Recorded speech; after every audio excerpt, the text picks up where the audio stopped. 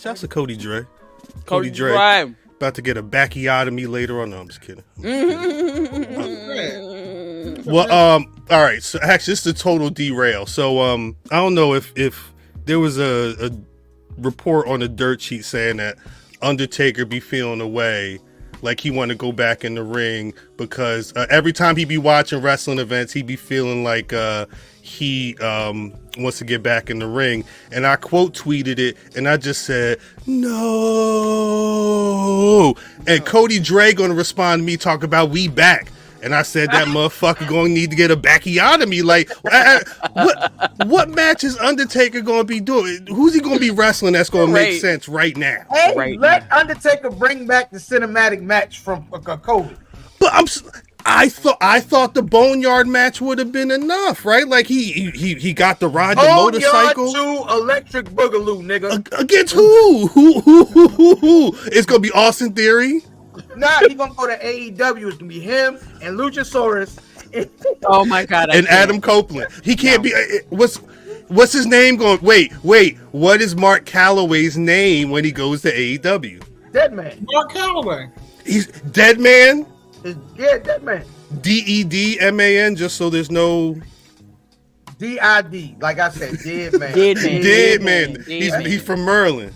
Dead Man, nigga. I'm the Dead Man, nigga. You better not say nigga. I don't. Yo, seeing Boneyard to Electric Boogaloo in print is very funny. Is that the name? Is this the name of the episode? Is this the name of the episode? God damn, that's early. Shouts out to people that don't listen to the cold open, so they don't know when what the title is sometimes. Because I promise this people go straight to the intro. Mm-hmm. And they won't know why this shit is called the Electric Boogaloo. He'll probably be Mean Mark, the Dead Man, or something. Mark the Mortician.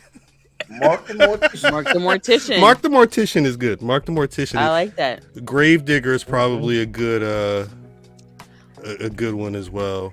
I don't want to see this man wrestle. Yeah. You said what? Yeah. That's a rap group, though. Grave Digger. Yes. 6 grave nigga, 6 feet deep. Yeah, that's RZA. Don't make me. That's the RZA. I have to try to not listen to that album as much as I want to, because that shit is so dark. But it's I be telling y'all niggas about Cal. Like Cal, crazy. Like every nigga that tell you I had to finish. Look, I had to wean myself. I did. Like G to the R to the A to the V. I'm sorry if y'all. There was a good like 6 months back in the day where like that every day. 2 cups of blood. Yeah, that shit was hard though. It was the RZA and Prince Paul. What I'm gonna do? Not listen to it? Like, shit, this is for me. They made that for me. Yeah. Clearly. Gravedigger, nigga, 6 feet deep. Yeah. Me and Didi, I'm like, I mean, he brought. But keep in mind, you brought this up, DDM. That sometimes I will be driving the car and I'll take that exit and that's where we go. And this was you. Well, just because I thought I knew it was a rap group. I didn't know people would go. Well, I noted. This may be the wrong podcast to mention that Gravediggers was a rap group, because we could. What time is it? What if Undertaker came in on Gravedigger the monster truck? He would. I think he would have to. I think Undertaker in AEW would probably roll through one of those big circles in Gravedigger down the ramp. You know who would be his manager, right? Who? I can't say. Never mind. Damn, that's a super self-center. You can't say. He said you can't say none of that. He would be fighting like my dad. I'm sorry. He would be wrestling Adam Copeland. It would be the Dead Man versus Adam Copeland. Y'all ready for that? Yo, you be asking the craziest questions, Cal. No, it's him and Luchasaurus. I'm trying to tell you, Lucha. Mimi, we are like literally 24 hours after Sasha Banks done finally showed up and shocked the world, right? How many months after Edge finally made his way down there to wrestle his old friend. It's not like it could happen. It could happen very quickly. He just has to ditch that one. He has to ditch that one contract, right? He almost did. He did? You don't remember?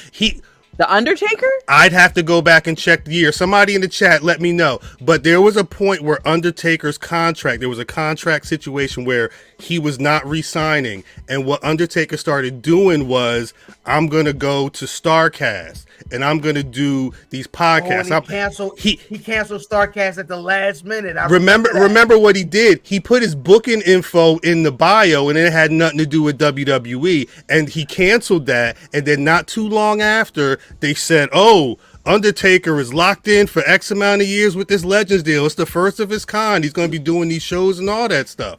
Because they knew the money. This was... I got to check. Was it recent? It was within the last 5-6 years, maybe. Let me check. Oh wow! How did I miss that? But that was Ray Lewis. That was Ray Lewis talking about he was going to go to the Cowboys. It was positioning. It wasn't never going to really happen. My whole thing. See the Undertaker in another company. That's just popping. It's just weird, right? It's weird. Which I thought yesterday would be the ultimate weird situation, and it would never happen. I said it would. She ain't going there. No. And here I am eating crow. This one. We'll get to that. Yes. We'll get to that. But we ahead of ourselves. But like you know better to never say never. Hey, actually. Wait, I'm going to say. It's not that I'm saying never say never. I just didn't think it would happen now. Hold up. I didn't think it was going to happen now. 5 years ago, Sports Illustrated reports why The Undertaker and Kurt Angle dropped out of AEW adjacent Starrcast 2. I bet you Conrad's still pissed. Conrad is probably still pissed. Let's see what they said. That's his show? It was. Yeah. I think it is still. It was the convention that they would throw before Double or Nothing. I don't know if they still do the thing. He was officially booked and the deposit was made before an announcement was made on February 14th for a Starrcast meet and greet. I think that's WWE were the ones that were not happy. That's where the war started, son. Hey, wait a goddamn minute now. It's certain people that no matter what, that WWE is just going to not have them over there. I think exactly. It says a lot. Undertaker is a flagship WWE talent. Yeah. They just cannot have him over there. That's just the reality. I think that was the reality. I think if this whole situation happened now, post Undertaker's manager in my vision, if this all takes place now, I think they let him go. Now? I don't think TKO cares about he's like a son to me or none of that stuff. I think he'd be like, oh, all right, go ahead over. I don't know. Also, I mean, there's also, they may not care, but there's also a certain level of brand stability and brand recognition.